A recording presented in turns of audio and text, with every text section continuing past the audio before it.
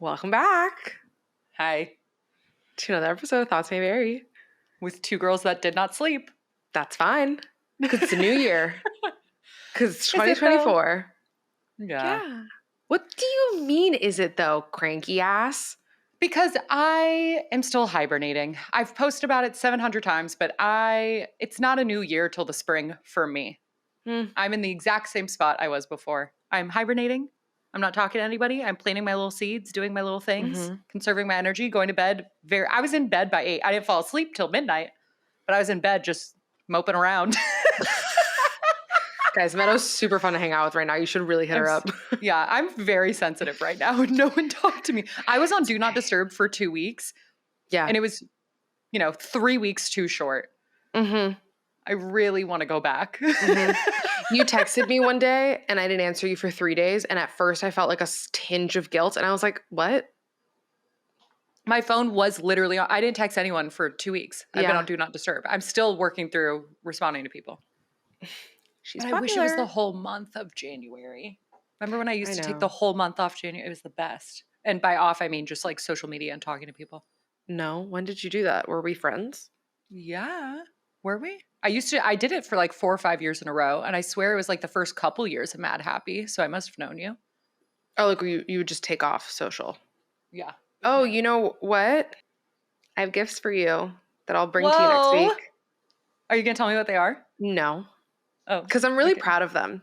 Wow. I was wrapping them. Excited. I'm really proud of all my friend gifts this year. I was wrapping them and Zoe was like, these are really solid. And I was like, thank you. Ooh, I only got you one very small gift. But it was fun because I stumbled into that at the same place I got the other thing. Yeah, you did. You sent me a really cool vintage architectural digest. And I'm looking at it right now. From the 80s. What was it? 89? Was it? 83, 88? I think. 80, oh, shit. Old. I have to check. I can't see it. I can only see the spine. Did you look through, though? Because there's lots of great graphic inspo for TMV. Like really gorgeous old fonts and stuff. We used to have an archive room at the magazine, and we had all the old ones. This was pre-pandemic. And then after the pandemic hit and they consolidated everything, we had to get rid of so many. I hope people took them home. And I don't know what happened to them. I know Condé Nast has an archive, and I don't know what happened to that. And there were tons of ADs in that archive, but then we had our own archive room that had a bunch, and I would just go in there all the time when I had like a moment, and I would just like look through stuff. But yeah, we had to consolidate. Maybe it's in a storage room somewhere. I freaking hope so. Have you seen how many storage closets Kim Kardashian has? Yeah. They're just archived all like clothes from however long. Can't relate. It's got to be something like that. Cannot relate.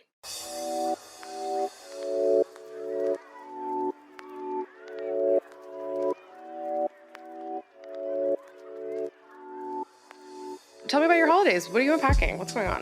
Tell me the tea. Well, my unpacking's different than my holidays. My holidays was great. I was offline. I was as minimally on devices as humanly possible.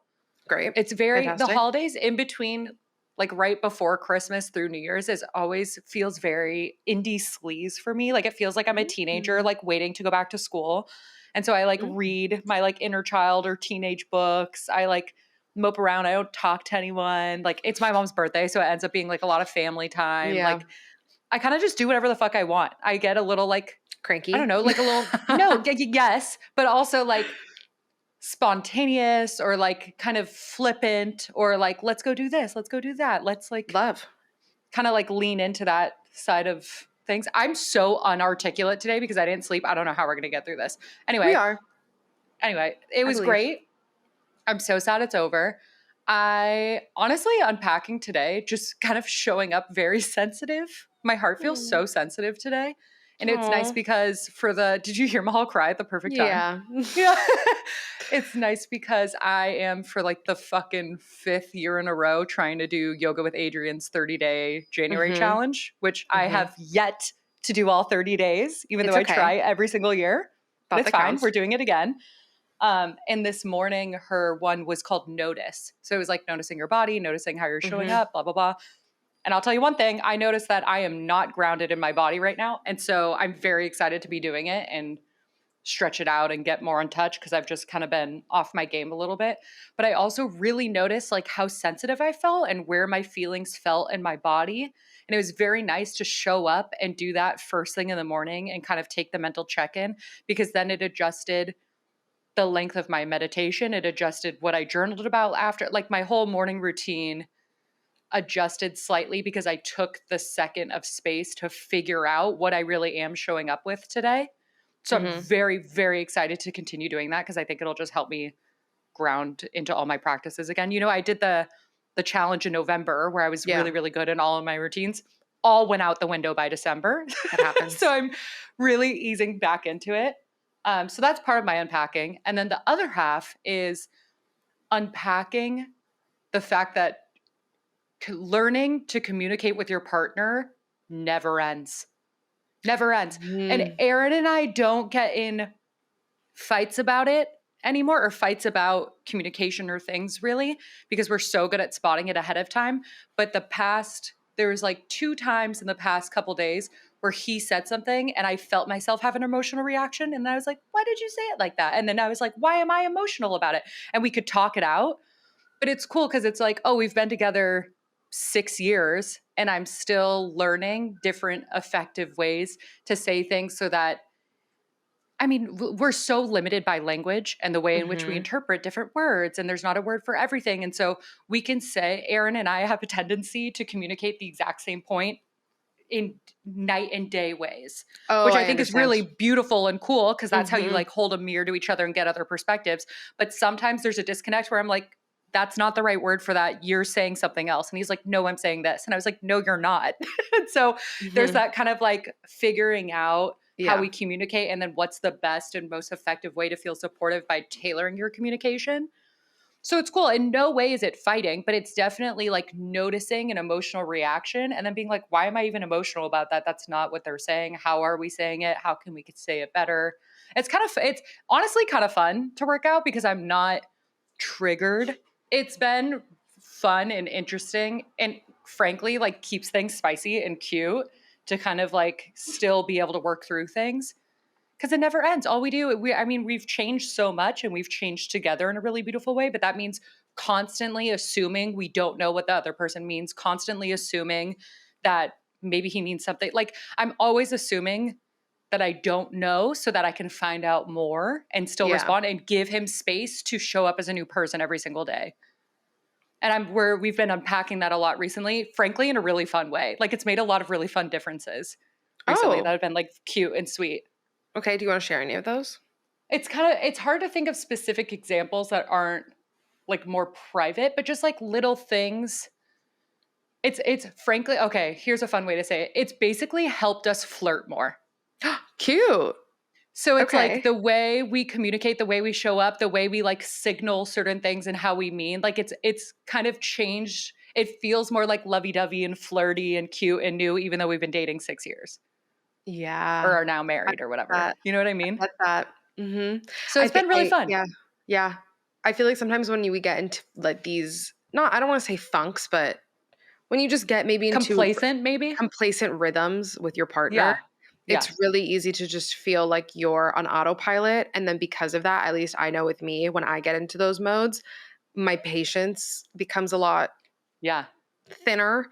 And I notice that I'm not as receptive to jokes. I'm not as receptive to humor. And I take everything. I'm just like on defense mode. And lately I've seen a similar shift where like we talked about some things and that has led to a very similar shift like that where now it's more light. It's more light and play. Yeah, it's just more light and playful and it feels like that flirty while discussing like intimate, deep, vulnerable topics. So it's like creating more intimacy because it's vulnerable, like deeper conversations, but bringing the like light, fun playfulness, like you're saying, into it, which frankly does feel very like New Year energy. If I have to lean into the new year right away, that feels very New Year energy of like allowing your partner and long-term partner that is to show up differently every single day and be a new person every single day and like meet them and meet me the same way and grow together. Yeah. I've also noticed that to that point of what you were saying about deep and meaningful conversations, I've also noticed that the more that we lean into the playful, it's not that deep side of our relationship, the easier and more casual those meaningful conversations are. Because I think it was getting to a point where it was like, do we really need to sit here and fucking unpack our feelings every fucking day? Like, no, we really don't. And frankly, I don't have a desire to do that. Yeah. And I know he does not either. So now it's lended itself to now, like, our conversations are so much more vast because it's like we can move through conversations and topics with much more ease, I've noticed. And it's opened up just to a degree of, like, frankly, us just wanting to, like, talk to each other more. So we're like talking about random shit, whereas it kind of felt for a second like it was like we were talking about work and then we were like talking about like what we needed to discuss. And like that was kind of it. Those were like the parameters, you know? Yeah, totally. Aaron and I don't talk about work that much. I think I've shared that with you or on here before too, which is kind of fun. I mean, we do like daily check-ins, of course, and then we move on very quick. Aaron and I, honestly, I'm so desperate to record some of our conversations for the internet because that I would love so to hear. Fucking funny and so insightful, and he'll never let me do it. He'll never let me do it. He clams up. He clams up. And if I could secret camera anyone, it would be Aaron. My God. I would love to see that. I mean, all of the like videos that you have of him where he doesn't know he's being recorded, 10 out of 10. Are just so funny. People clam up. So funny. Yeah, it's fine. There's got to be one person that's allowed on the internet and one person that's MIA on the internet. It's the balance, I guess. Yeah. Wait, that makes me happy, especially since you announced something on Instagram recently. Yeah, I didn't want to announce. Okay, I'm married and I didn't want to announce it. It doesn't feel like anyone's business. Like I don't know what it is. Like Aaron and I, he's so thrilled I feel this way as the one that like shares a lot on the internet. Yeah. But I was like, I'm on the internet for a very specific reason. And it is to spread mental health and spirituality tools and insights into foster community and help people feel less alone. Like whatever dress I wore to go elope has nothing to fucking do with that and isn't your business. Like I don't know. It just feels weird and it was so perfect and so special. And like, that's nobody's. Like, I don't know. I feel weird about it, but I'm going to post a couple photos because I love our film so much. We got the wedding video that I watched this morning was so sweet. It's so good and sweet and us and so fun. Cute. And I'm not going to share it, but I'll share a couple stills from it. I'll give you a spoiler. Like, she's wearing sunglasses. It feels mine. Yeah. That I literally, I'll give that speaking because I made the dress comment. Like I had one dress I wanted to wear. I had 5 minutes to get out the door and I noticed my dress was stained all over. So I like literally threw on a vintage dress I had for my mom, threw on shit sunglasses. Like it was, no, I've had that dress for 2.5 years. Sitting in your garment bag. Never wore it. Tried it on twice. We need to dye it so that you can wear it. Because it's a great dress. I know. Well, it is a great dress. And I could wear it over and over, which is the whole reason I got it. But I'm going to take it to the dry cleaners to see what they can do. Yeah. And if not, let's just dye it, I guess. I don't know how to do that. You could wear Kieran that. Will know. That's a good like baby shower dress. Oh, that's cute. You know what I mean? Totally. A bump would look really cute in that dress. Bump would look really cute in that dress. Yeah. Like a pregnancy announcement. Not that you probably won't, but who knows? Who knows? But anyway, I was annoyed with me saying or trying not to say husband on the internet because I like didn't know how I wanted to share it or not, and then it was just confusing. So anyway, I'm married and it's the best. I can't wait to see his ring in person. You haven't? No, I haven't seen you guys. I've seen you, but I haven't seen him. Oh, that's wild. Oh yeah, because you were gone when we came up for Friendsgiving and all that. I was like, I swear I just saw you. Yeah, it's so cool. I mean, of course, he had to get a diamond ring too, you know, but all of our rings are like family custom made stuff. So it's very, very sentimental and us and family heirloom style. I would love to dig in a little bit, just to backtrack into what you were talking about, what you share on the internet, because I think you've done a really good job in the last few months in particular where, so to give a little bit of a peek behind the curtain of TMV, Adi, who works with us, I think we've shown her in a Patreon vlog. So we have, keep her there. she has really helped us with like project management and our strategy. And she really helped Meadow and I think through the type of content that we wanted to be putting out onto the internet aside from just the podcast. And I think Meadow and I were falling into this trap, and correct me if you don't feel this way, but I feel like we were falling into this trap of just doing whatever we see people we follow post and being like, okay, I guess that's what we need to post on the internet. I feel like we just kind of fell into this trap of doing what we thought we were supposed to do without taking a beat, like you were saying earlier, to actually get in tune with what we're feeling and what we want to say and present to the world. And so Audie really helped us sit down and do that. And I think Meadow has done a really, really phenomenal job of disseminating what it is and what your boundaries are with the internet and what you want to share. And I really have been looking to you, even if I don't talk to you about it, I'm like watching your content and just, it's been helping me figure out how I want to show up online. And so, yeah, I would love for you to talk a little bit about that for anybody who wants to show up on the internet in a certain way, or they are showing up on the internet, but they're feeling like a slight bit of burnout, the ways in which you were able to figure out what you are comfortable with, / which can also, by the way, has to do with my unpacking, but also be open to the reality of change, that like you might change your mind and that might be fine. Because I think the internet doesn't do very well. We're getting better at it, but it doesn't do very well with creators deciding to change what they're doing. Even if you look at, or be multifaceted, or like if you look at what's happening, I don't know if you followed any of this, but there was like a big drama with Emma Chamberlain because I have no idea. The internet, she was like the internet's sweetheart, and like there was no real drama around her. And then, you know, she's had all of these big career moves and has been less on YouTube. And now that she's back online, I don't know the full extent of it. Okay. Of course. Don't come at me. We don't know her personally. Yeah. Right. Or just like even the full extent of what people are saying.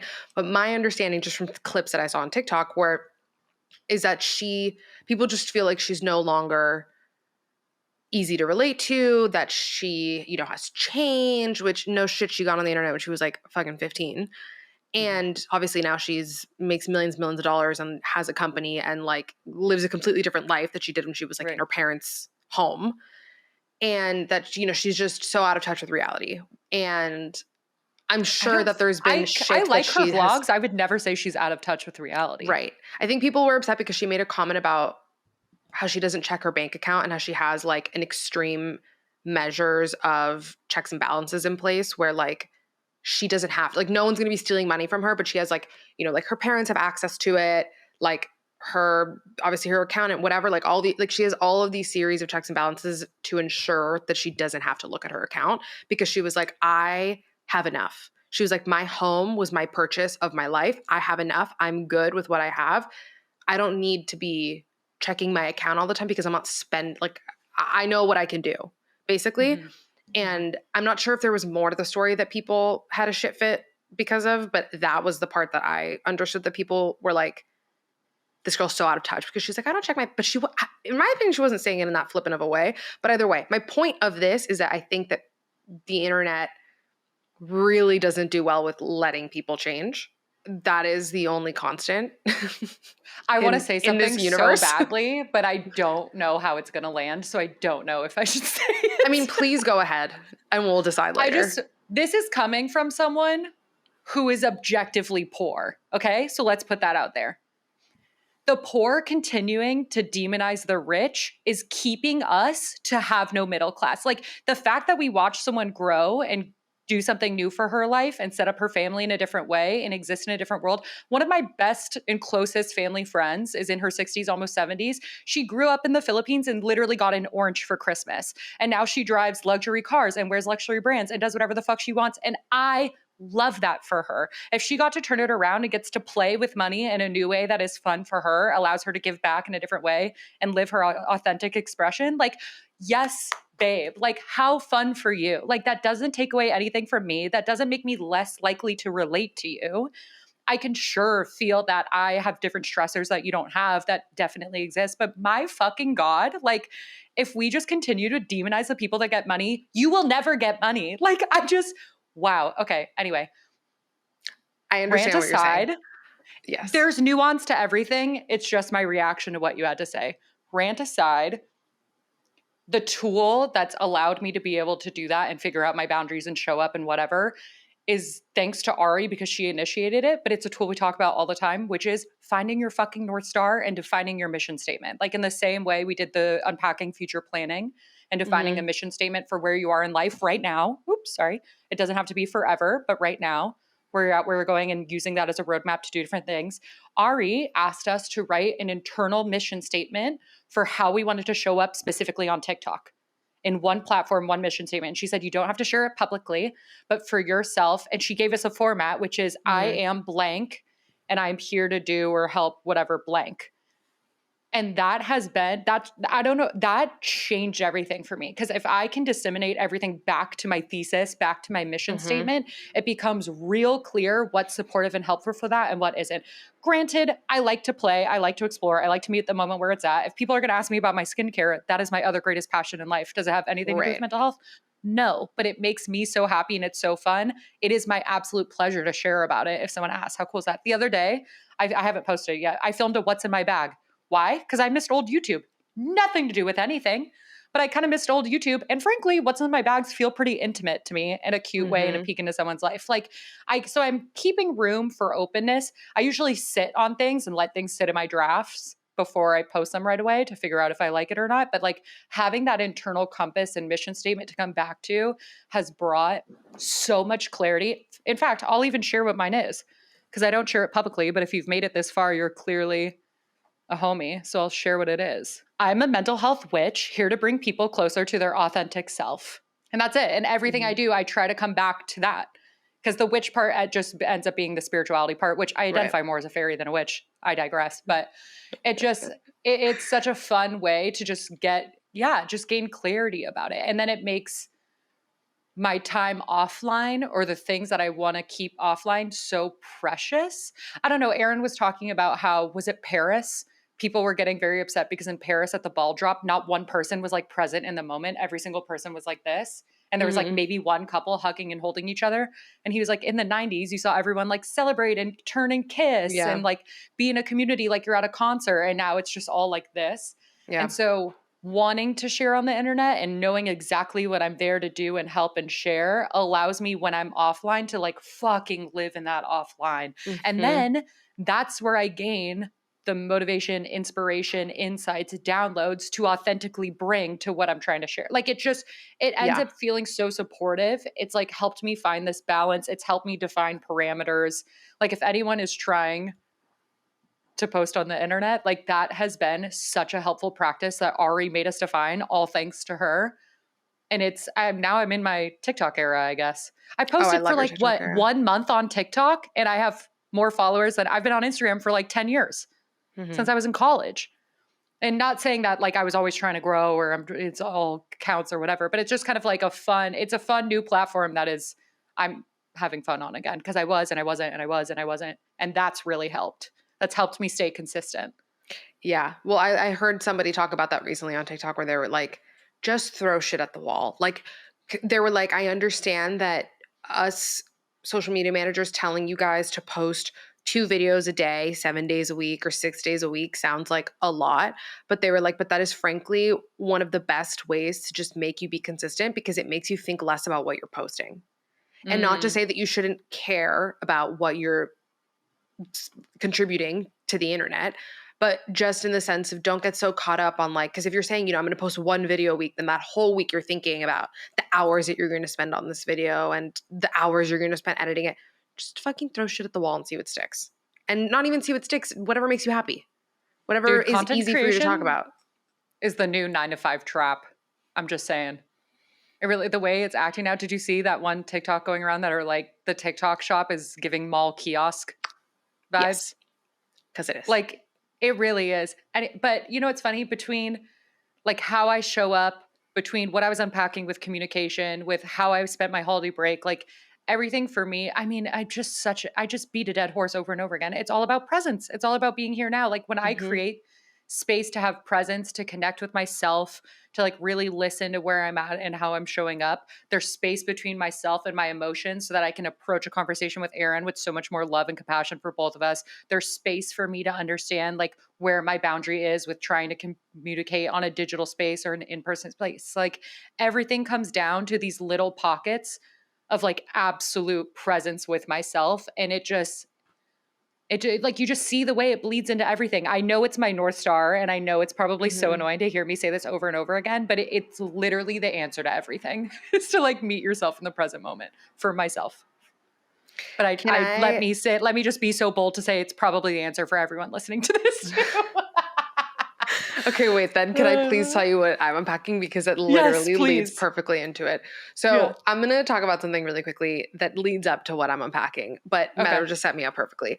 And at the risk of sounding like one of those people that just had their first thought ever and is like, this is the best idea I've ever had, bear with me, okay?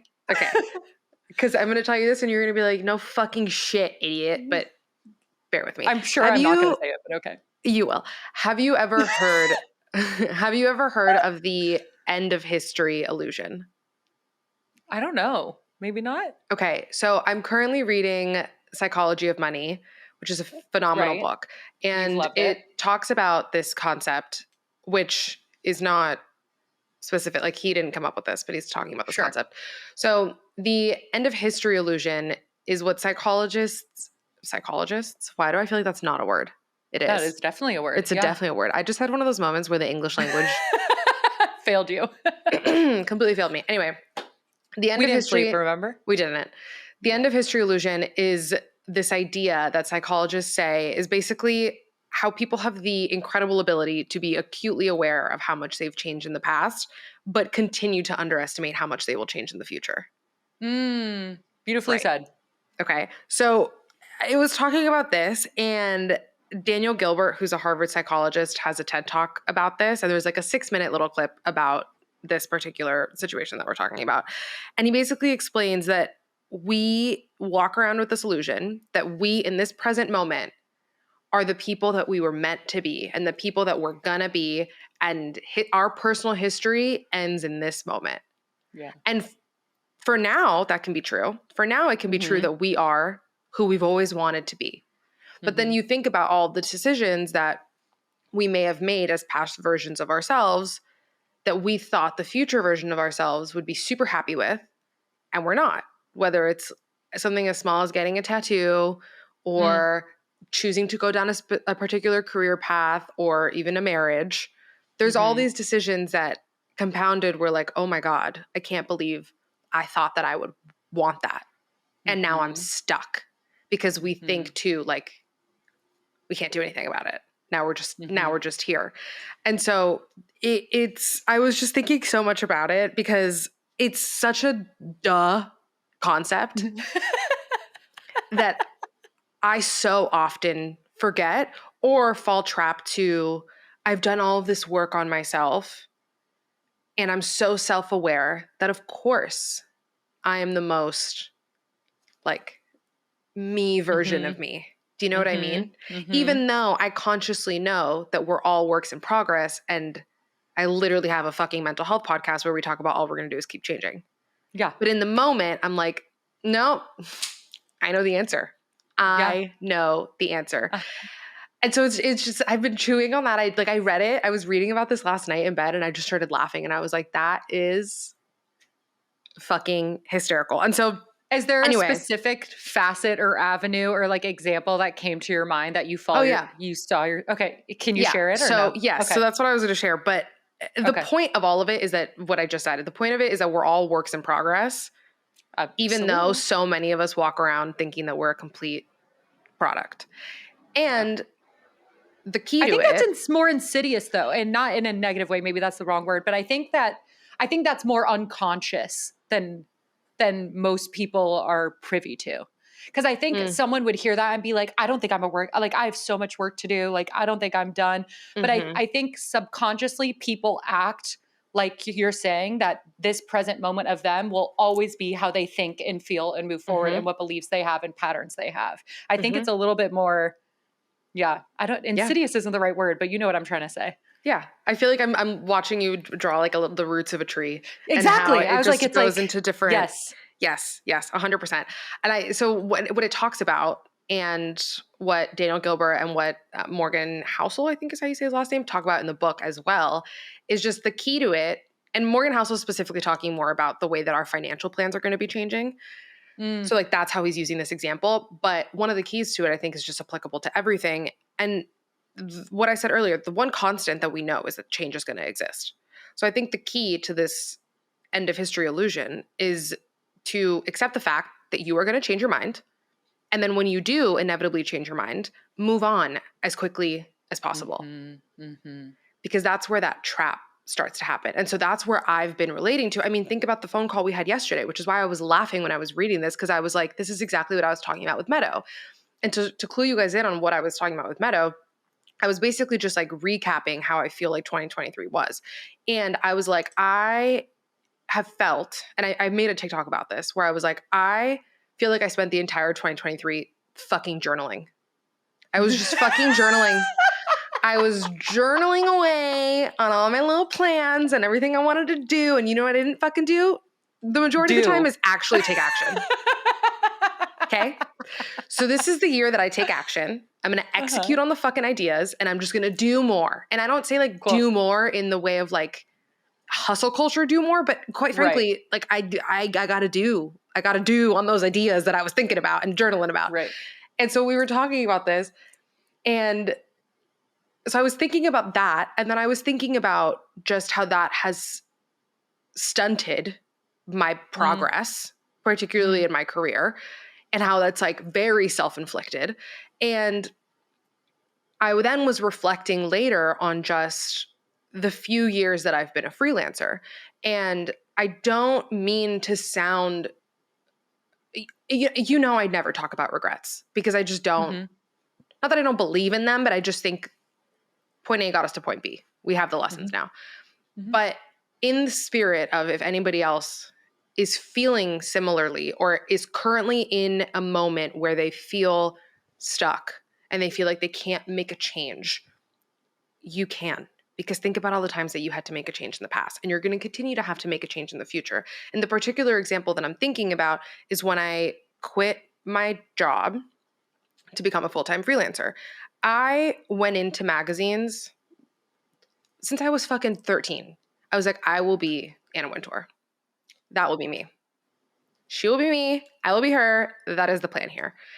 And I went into Condé Nast at 22 years old after having all my little internships, being like, I'm going to be an editor-in-chief. I even said it to my boss in my interview. She was like, what job do you want? And I was like, yours. That's what I want. And once I was in that company, I knew that something was feeling disconnected. And I knew that maybe wasn't the path for me. And now that might change. I'm not as naive now as I was then to say that I would never be an editor-in-chief. Who fucking knows? That job sounds sick in so many ways. Who knows? Who fucking knows what the world is going to hold for me? But the point is I had to make a change in that moment because in that moment I knew that following that ladder of staying in-house at a magazine, growing to be an assistant editor, then, you know, a senior editor, then maybe a director, like that ladder wasn't what I wanted to do. But I feel like I spent the better half of those first 2 years as a freelancer gripping onto what I thought I was supposed to be doing. But what I thought I was supposed to be, it was an insane disconnect because it was like I had made this choice to move into a newer version of myself, but I was holding on to all of the behaviors of a past dream. And that's like the biggest cognitive dissonance. Like it doesn't make sense. But that's how I was moving. And I feel like I know that has stunted my growth as a professional and in a personal way as well. And again, not to say like, I'm going to sit here and whine about it, but now I'm going to take action and change that because I recognize that and I'm over it. So I say all that to say, like, if you are somebody who's gripping on to this past version of something, let it go. Make a choice, make a change. It's never too late to pivot. This is where I really like rituals, because I do think two things are brought to mind. In the same way that you're saying, yes, you can move on, like make the choice. I think that beliefs have a lot to do with how we're able to change and believe in ourselves and move forward or start a new habit or pattern or whatever. And I've said it here before, but you can approach that like, this is how I've always done things. This is how I should do things. Or I can break and change and move and be different every single day. And that's just as valuable. But this is where I really like the idea of intention in rituals, because it's human nature to be afraid of the unknown. Like our brains, our subconscious are afraid of the unknown, even if that unknown is a move objectively better or healthier for us. If it's new to us, we don't reconcile, our brains don't reconcile with that right away. So carving out that intentional space to close the chapter on the old version of you, move through the old version of you, write down all the habits you did when you were at AD, look them over, thank each one in a row with a deep breath, and fucking burn it in a fire safe dish. Like all those little like fun, intentional ritual, like witch talk shit is all just a way to like energetically acknowledge and really be intentional about looking at what worked for you in the past, thanking it, and fucking putting it to the side. Because people don't carve out time and space to do that. And I think a lot of people are like, oh, if I don't work that out in therapy or work that out in my journal, like, what does that mean? Like, what does that look like to just let that go? And so that's why these small little like ritual moments or self-care moments become so fucking impactful, because you'll remember that you made a physical and energetic action and did like a little dance to let that shit go and step into a new version. It's like such a closing of the chapter, like such a physical representation of stepping into that new version of you. But it does take the self-belief and the awareness, like you're saying, to remember that if that old version of you is so different than where you are now, then where you are in a year will be vastly different than the habits, patterns, preferences that you have right now, and being open to meeting that. And that comes back to meeting the fucking present moment here and now over and over and over and over again, and accepting that if that's a new version of yourself. Which, by the way, I love that unpacking. Thanks. Which, by the way, reminds me too of what you were saying earlier about the way that you approach Aaron as if you don't know. Right. You don't know what he's thinking. You don't know what he's feeling. You have that beginner's mentality with him, which is what is going to make you guys like last. Because he was talking about that too, and he was like, the key to compounding, you have to leave it alone, like let it grow, not suffocate it. And then also have like the understanding that it's going to shift. So you have to put in endurance. That's what it was. That's the word that he was using. You need to have endurance, which is an interesting concept in relationships. You guys, I got a good text message, so I feel better. I'm not cranky anymore. Good. Well, also, anytime we have a conversation, I'm less cranky. I was just thinking while you were talking, and we could take it, money, career, relationship, whatever, but in addition to our brain's biggest fear being the unknown, what do you feel like, maybe just speak from your own personal experience, but I'm kind of thinking as a hypothetical collective experience, like what is it about change or pivot or failing fast or meeting a new version of ourselves that feels so hard to let go of? Because there is a lot of resistance there. Obviously, I've felt that. I know you felt that. You're sharing about feeling that. And the key, right, is like the Diary of the CEO, fail fast, like do it over and over again, pivot, move, change. But that it feels like a very hard concept for the collective to embrace. Well, because I think change is extremely destabilizing. And when we are the one thing that we can rely on and count on to have our backs, when we're also changing, that can feel like the ground is just completely shaky beneath you. I know that's how I feel, where I'm like, there's so much going on. And now I'm like unfamiliar with myself or with what I want or what my needs are. Like that can, I don't know, it can feel really destabilizing. I know there's like a flip side to it, but I'm just saying, I think that's sometimes it's hard to grasp. It does. It is. But it also feels like the choose the or to me, where I'm like, or it feels like the kindest way you could show up for yourself. And sometimes it almost feels safer to self-sabotage and fail than it is to try something new and fail for some reason.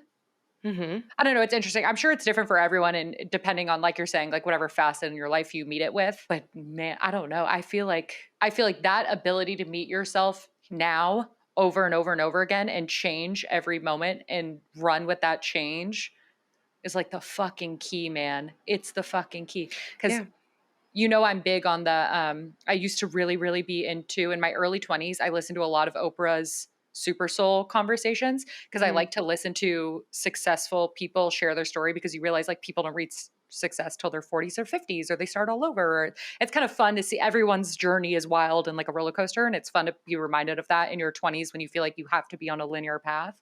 I mean, and just bringing it back to what I was saying earlier about Emma Chamberlain, I think that that same thing that I said about that destabilizing feeling, people on the internet, there's so many people that create content on the internet and their pure purpose is just to provide companionship. And Oh, so yeah. think about when one of your best friends is all of a sudden a completely new person. You're like, wait, Mm, well, what's going on? What I don't hmm. understand it. What's happening?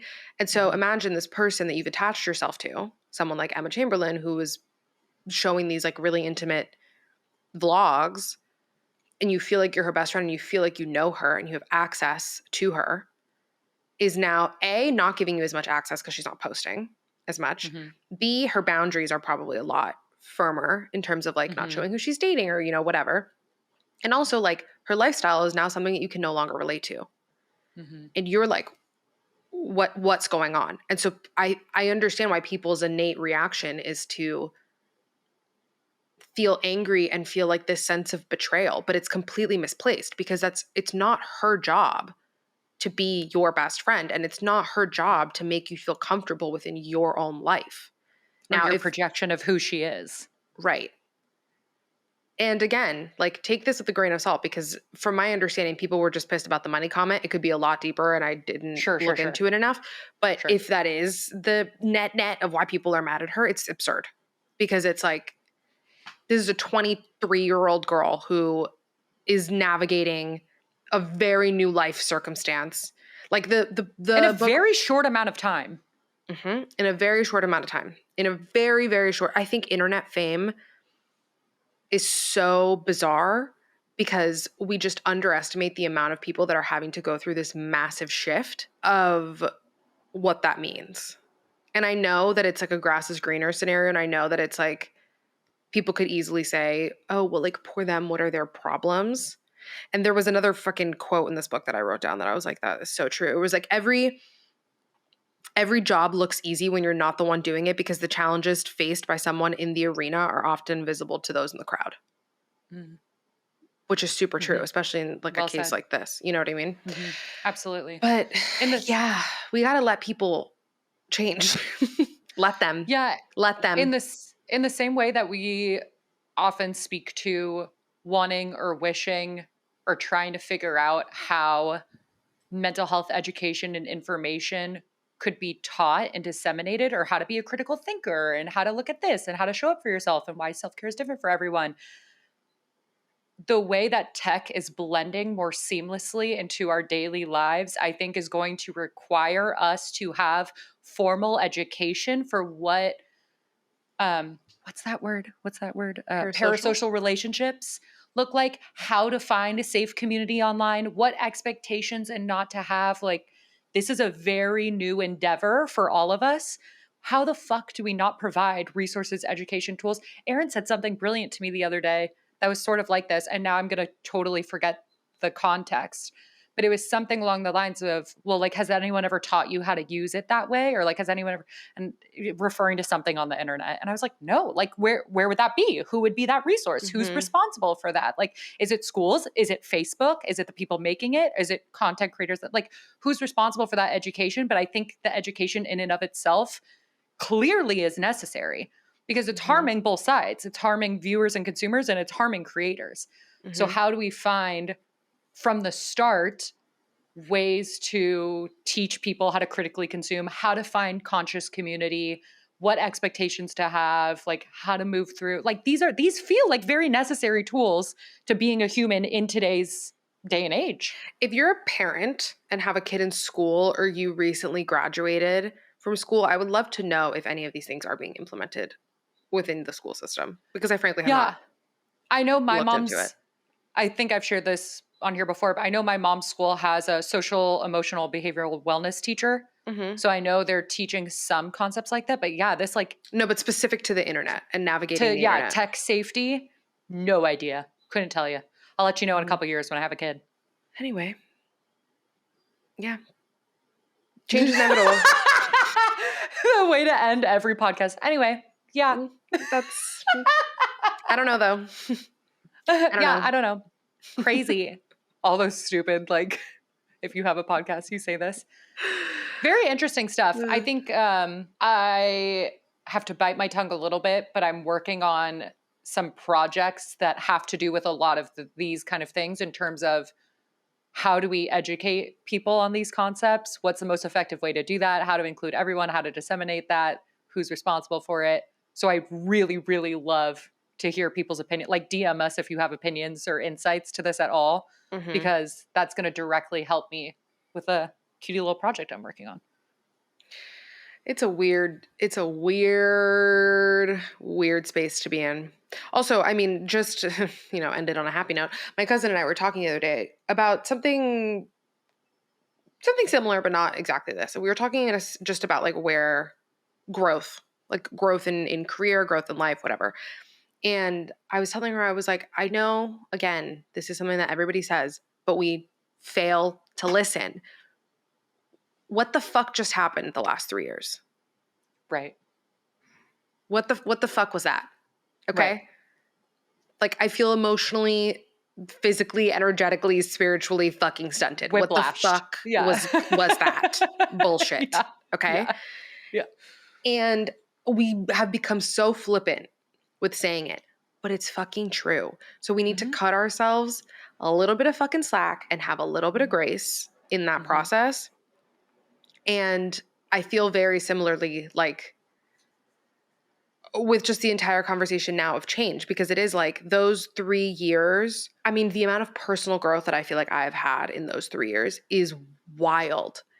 But I can co-sign that. Thank you. But it is, and you too, but it's unbelievable when it hasn't caught up to like your physical reality. I was just talking about that with my friend in terms of your body or your mind and all the spiritual self-work growth you do, like that catching up with your physical reality, the way you move through your day, with how you feel about yourself, with like truly how you feel in your body, like that is a real disconnect that takes a second. I'm going to sound so Meadowlark right now. Do it. Every single member of the coven after Sedona got wildly sick within a month and a half, because that disconnect from like how much spiritual, emotional growth you do to like reintegrate into who you are, like that is such a real thing to like merge all of those. You know how we talk about body, mind, soul, spirit, whatever, like those all coming together literally takes a minute. Like that is major, real spiritual cognitive dissonance. That's a real thing that no one talks about, that I feel very strongly about. I was just talking about it with a friend that's not even like spiritual in the way we are. Do you know what makes people are feeling that. Do you know what makes me happy too about this whole conversation, just in sum, is that I think the wellness community gets this bad rap of doing exactly what I did last year, which was just write in my fucking journal and, do nothing else. And so what I love about, I know. I'm just being funny. But I know this year, what I liked about this conversation is that you and I have that awareness of, that sounds such a fucking annoying statement. But my point is I want us to have that awareness of like, you can be spiritual and work on your personal development and journal shit out, but that doesn't mean that you have to be completely stagnant in your career, or it doesn't make you the fucking devil because you want to excel in your career and make money and, define success in whatever way is right for you. I feel like there's been that like, now there's this reckoning happening where the pendulum, we were girl bossing so hard. Right. Now we're like we're soft girling to the point that we're just fucking Play-Doh and like not doing anything. And now it's like kind of starting to go back center where it's like, wait, ambition isn't horrifying. Ambition isn't like, I'm not less than because I don't want to live on a fucking farm without a phone. Like, why does that make me less evolved because... Or lessen my divine feminine. Yeah, or lessen because my fucking divine feminine. Because I actually want to accomplish something. Yeah. I heard the fucking gnarliest shit someone said the other day about living in their divine feminine that I'm so You're so hesitant. cute when you try to not say crazy to me. I know. I try so hard. It's so cute. Yeah. It feels like flirting. Keep going. Anyway, this is a whole other conversation about the divine feminine bullshit because like what people have taken these buzzwords and turned them into is out of fucking control. Yeah. It does not mean... And you know what the funniest part is? People think that we do that. Sorry. No, I know. Remember? I know. Yeah, I know. So if you commented anything like that on any of our YouTube videos, I'm going to tell you that just because I preach on the internet about being your authentic self and wanting to live in my divine feminine doesn't mean I'm a fucking spineless bitch who wants, who wants just nothing to do with modern day society, and I'm just gonna go frolic in a fucking forest in my prairie dress and like bathe in the fucking river. Like, no, bitch, I have separate ambitions and I'm pretty career driven and focused, and that doesn't make me any less like spiritually fucking inclined. Period. It drives me nuts. It drives me nuts. Say it louder. Like, say it with your chest. You can do both. You can do fucking both. Which leads me to, I really take umbrage with all of these New Year ins and outs lists. You know what's fucking out? Telling someone what is in and out. Can't you just let people live and like what they like? Like, it is so gross to be like, I was waiting for you to say something about those types of tops are out. I was going to make a rant about it and I was like, it's not even worth my energy. It's just like not that deep, yeah. You know what's gross? It's telling people what they can and cannot like if you're cool or not cool. Like, are we still in high school? Victoria Beckham did a like beauty trends, ins or outs. I was like, I don't give a flying fuck what she says is in or out. Like, if I want to do something, I'm going to fucking do it. Like, anyway, that's what's in or out lists. That's what's out. I heard a clip of one of Valeria Lipovetsky's podcast episodes. We love her. We're OGs of her, by the way. So she was interviewing her assistant. I think it's her assistant. And her assistant made a comment of like, it would like suck the life out of me to have to like be worried about like the man that I'm dating, like what he's wearing. And Valeria was like, first of all, have we not seen the trend of like the fucking boyfriend to husband glow up? Like, it's real. It's real. Like, girls do it the opposite way where we just become fucking disgusting and they just glow up. It's so funny. So it's real. She starts off by. And then she's like, and also, like, just let them have their moment. Who fucking cares? It's not like Instagram has made us believe that everything needs to be so fucking aesthetic.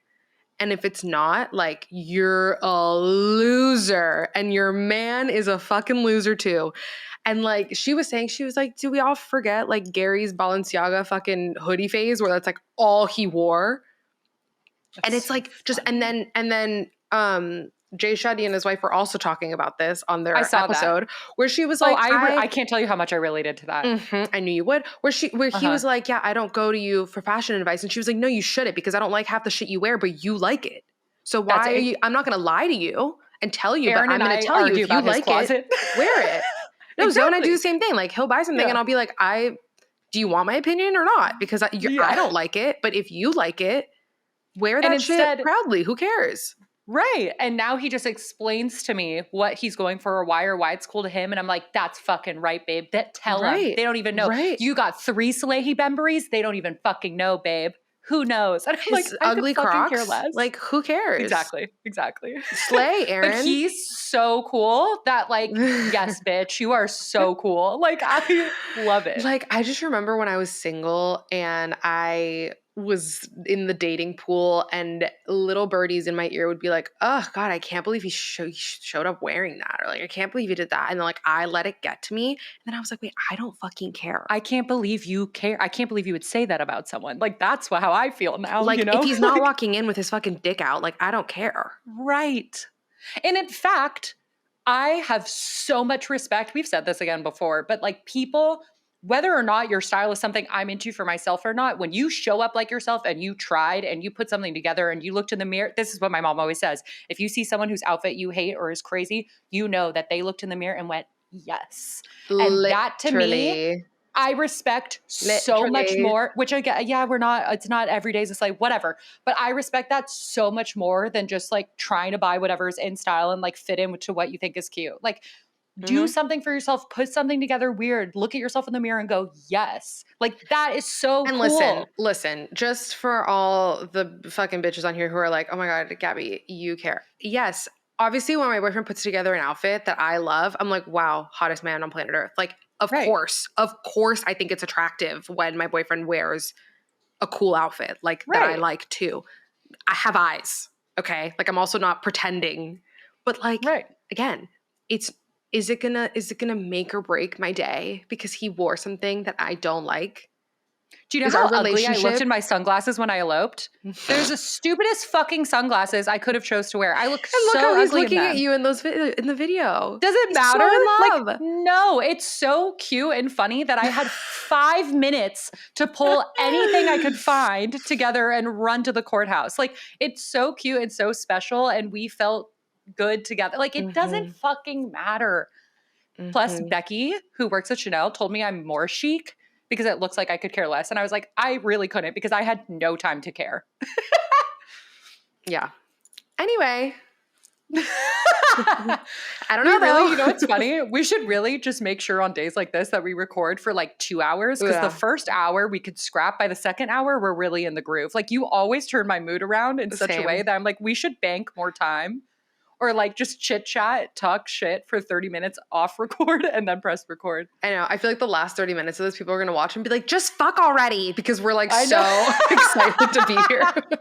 Little do they know every photo shoot we have is our engagement shoot. We're due for another engagement shoot. We're really due for another engagement shoot. Looks like you just got to come to LA.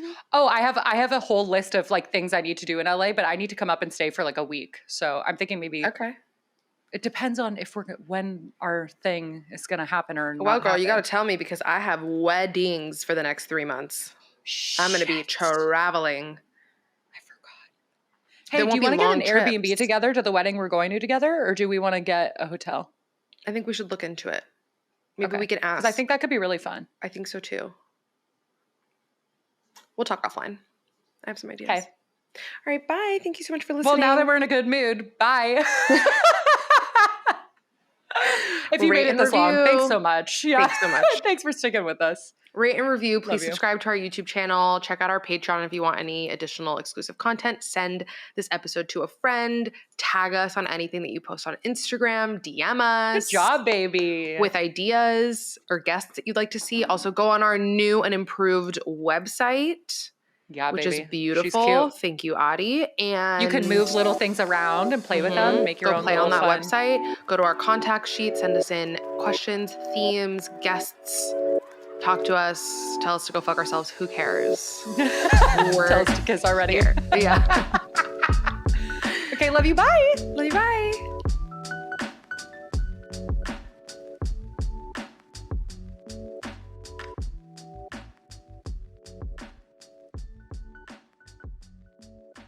How's it going, y'all? It's Aaron. Don't let your Monday suck. Don't have those Sunday scaries. I'm tired of everybody waking up in the week saying, shit, it's Monday.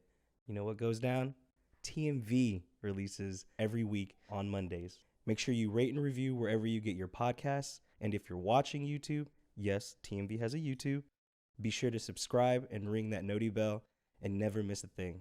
And also, join the TMV Familia by joining the Thoughts May Vary Patreon and by following @Thoughts May Vary Pod on Instagram and TikTok. Thank you for listening. Great. There you go. Thanks, AB. Got y'all.